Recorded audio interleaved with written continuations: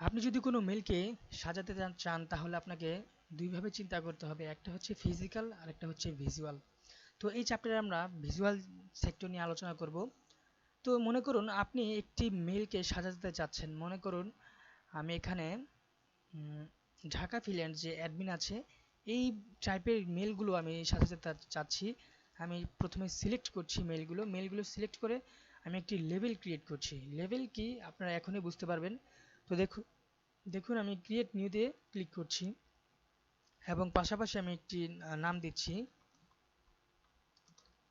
Dhaka freelance. তো create করলাম। তো এখন আমি চাচ্ছি যে এখন দেখুন যে এই মেলগুলো সিলেক্ট থাকা অবস্থায় ছিল এবং এখানে ঢাকা ফ্রিল্যান্স লেখা এসেছে। তার মানে এখানে দেখুন আহ, আপনার হাতের বাম সাইডে দেখুন ঢাকা ফ্রিল্যান্স নামে একটি লেভেল তৈরি হচ্ছে, অর্থাৎ এই ঢাকা ফ্রিল্যান্সে যত মেল ছিল অর্থাৎ যেগুলো আমার সিলেক্ট ছিল সেগুলো এখানে এসে পড়েছে। তো আপনি ইনবক্স থেকে অবশ্যটা মুভ হয়নি, ইনবক্সই আছে, কিন্তু এই যে এটা ঢাকা ফ্রিল্যান্স সেক্টরও এটা অ্যাড হয়ে আছে।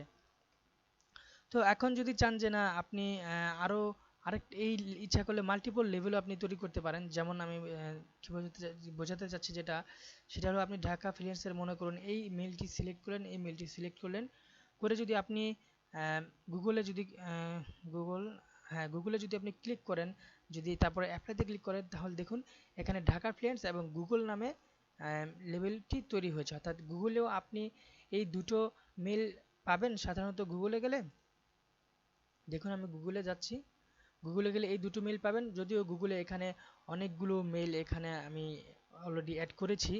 এখানে দেখবেন যে এই মেলগুলো চলে এসেছে ঢাকা ফ্রিল্যান্সার, এবং ঢাকা ফ্রিল্যান্সারে ক্লিক করলে ঢাকা ফ্রিল্যান্সারে এইগুলো এখানেও আছে, কিন্তু এটা ইনবক্স থেকে মুভ হবে না। তো ইচ্ছা করলে আপনি এটি সাব লেভেলও ক্রিয়েট করতে পারবেন। পাশাপাশি দেখুন আরও আমরা কিছু নতুন ফিচার নিয়ে পরিচিত হই, যদি ঢাকা ফ্রিল্যান্সের এই আইকনটিতে ক্লিক করেন আপনার ইচ্ছা করলে এই লেভেলে কালার দিতে পারবেন। মনে করুন আমি এই কালারটি দিচ্ছি, দেখুন যে এই লেভেলে একটি কালার হয়েছে, দেখুন এটা দেখতে এরকম লাগছে। এবং গুগলের যদি আমি যাই তাহলে এটাও একটি সুন্দর একটি কালার দিতে পারবেন ইচ্ছা করে, দেখুন গুগলের কালারটাও ঠিক এরকম এসেছে। তো ইচ্ছা করলে আপনি যদি সাব লেভেলে রাখতে চান কোনো মেসেজকে তাহলে আপনাকে অবশ্যই সিলেক্ট করতে হবে। সিলেক্ট করে আমি জাস্ট এখানে সাব লেভেল নামে তৈরি করছি, মনে করুন এটা আমি নাম দিচ্ছি